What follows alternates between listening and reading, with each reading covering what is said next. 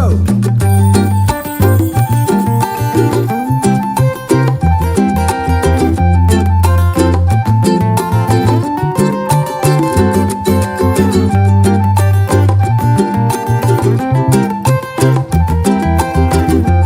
Assalamualaikum warahmatullahi wabarakatuh. Di sini saya akan membawakan materi mengenai psikologi usia lanjut. Langsung saja ya teman-teman. Usia lanjut adalah istilah untuk tahap akhir dari proses penuaan tersebut. Semua makhluk hidup memiliki siklus kehidupan menjadi tua yang diawali dengan proses kelahiran, kemudian tumbuh menjadi dewasa dan berkembang biak, selanjutnya menjadi semakin tua dan akhirnya meninggal. Siklus kehidupan manusia itu berjalan begitu seterusnya di dunia ini kan. Dari hal demikian itu dapat kita menjadi rujukan dalam pasal 1 ayat 2 Undang-Undang Nomor 3 Tahun 1998. Lanjut usia adalah seseorang yang telah berusia 60 tahun ke atas. Dari sini kita dapat ambil kesimpulan ya teman-teman, kalau seseorang itu sudah dikatakan lanjut usia dengan kategori umur 60 tahun ke atas ya. Ada dua pendekatan yang sering digunakan untuk mengidentifikasi kapan seseorang itu dikatakan usia lanjut, yaitu dengan pendekatan biologis dan pendekatan kronologis. Adapun usia biologis adalah usia yang didasarkan pada kapasitas fisik atau biologis seseorang. Sedangkan usia kronologis adalah usia seseorang yang didasarkan pada hitungan umur seseorang. Terkadang di kehidupan ini sering terjadi kesenjangan ya antara umur biologis dan umur kronologis seseorang. Ya, begini, seseorang yang secara kronologis itu masih tergolong muda, namun secara fisik sudah nampak tua ataupun lemah. Sebaliknya, seseorang yang secara kronologis sudah tergolong tua, namun secara fisik masih nampak muda, segar, bugar, gagah, tegap, dan sebagainya. Dari sini saya akan memberikan cara mudah seseorang untuk mengidentifikasi seseorang itu sudah usia lanjut atau belum, yaitu dengan memakai usia kronologisnya seseorang itu, yaitu usia yang didasarkan pada umur kalender atau umur dari ulang tahun terakhir. Contohnya dalam tahun ini ya, tahun 2021 ini seseorang itu sudah berumur 61 tahun, berarti dia sudah dapat dikatakan dalam kategori usia lanjut ya teman-teman.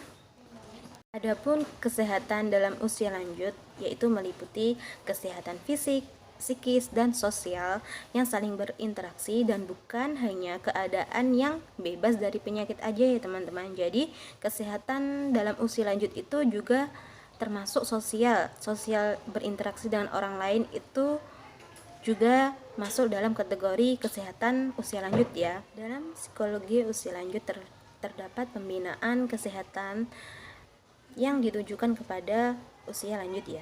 Tujuan dari pembinaan kesehatan itu bukan hanya sekedar memperpanjang hidup, tetapi mengupayakan agar hidup seseorang yang telah berusia lanjut itu menjadi hidup yang berkualitas. Persepsi terhadap proses menua itu ada 3 macam, yaitu pertama, persepsi pesimistis yang menganggap akan terjadi kondisi sakit sebagai hasil dari proses ketuaan. Contohnya, seseorang itu telah menganggap kalau dia telah mengalami usia lanjut pasti akan mengalami sakit sebagai akhir dari proses penuaannya tersebut. Yang kedua, proses optimistis, yaitu yang menganggap selalu dalam kondisi kesehatan yang baik tanpa mau menerima adanya penurunan kapasitas fungsional yang normal akibat proses ketuaan. Contohnya, apabila ada seseorang yang telah mengalami usia lanjut tetapi dia itu tetap percaya kalau dia itu selalu dalam kondisi sehat dan tidak mau menerima kalau adanya penurunan fungsional dari indera, soalnya kalau dia makin tidak bisa mendengar atau melihat, itu dia tidak percaya kalau dia itu akan mengalaminya. Yang ketiga, proses realistis, yang mau menerima penurunan fungsional akibat proses ketuaan serta tetap mengenal dan menggali potensi lain yang masih dimiliki tanpa memandang potensi tersebut besar ataupun kecil. Jadi dari sini persepsi realistis itu seseorang yang menganggap nyata bahwa dia itu akan nantinya dalam usia lanjut itu akan mengalami penurunan fungsional akibat dari proses ketuaan, tetapi mereka tetap mengenal atau menggali potensi lain dari dalam tubuh sehingga tetap dirinya itu menganggap tetap sehat begitu kan. Dan pendapatan juga mempengaruhi angka harapan hidup seseorang ya teman-teman. Pendidikan sendiri itu kalau seseorang telah mencapai itu strata tinggi ya, itu akan mempengaruhi angka harapan hidup seseorang. Dan juga pendapatan, dalam hal ini masyarakat yang kaya itu akan lebih cenderung mengalami angka harapan hidupnya itu lebih tinggi daripada masyarakat yang dengan ekonomis yang rendah. Dikarenakan apa? Karena ada tingkat kesejahteraan orang-orang dengan pendidikan dan pendapatan yang tinggi itu tingkat kesejahteraannya juga tinggi dan mempengaruhi angka tinggi kehidupan harapan seseorang tersebut ya teman-teman. Dan itu sudah terdeteksi dari negara Jepang ya. Negara Jepang itu adalah negara nomor 1 yang memiliki tingkat, kita bisa melihat ya, kalau Jepang itu memiliki pendidikan dan pendapatan yang tinggi ya, sehingga mereka memiliki angka kehidupannya itu juga tinggi. Bagaimanapun juga dapat dilihat dari faktor genetik atau keturunan dan lingkungan itu juga bersama-sama mempengaruhi usia hidup seseorang. Jadi kalau dia memiliki keturunan yang memiliki angka harapan hidup tinggi, berarti anak keturunan selanjutnya itu juga kemungkinan juga akan memiliki angka harapan hidup yang tinggi juga. Ada 4 faktor yang diduga menjadi prediktor yang baik bagi umur panjang seseorang, yaitu yang pertama, mobilitas fisik. Maksudnya orang yang aktif cenderung berumur panjang daripada sebaliknya. Dalam hal ini contohnya apabila ada seseorang yang lebih aktif mengikuti Karang Taruna itu lebih cenderung memiliki angka hidup yang panjang.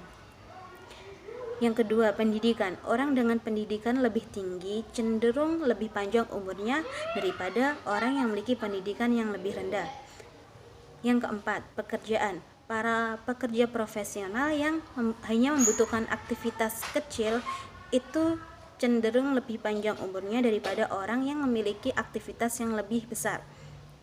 4. Aktivitas.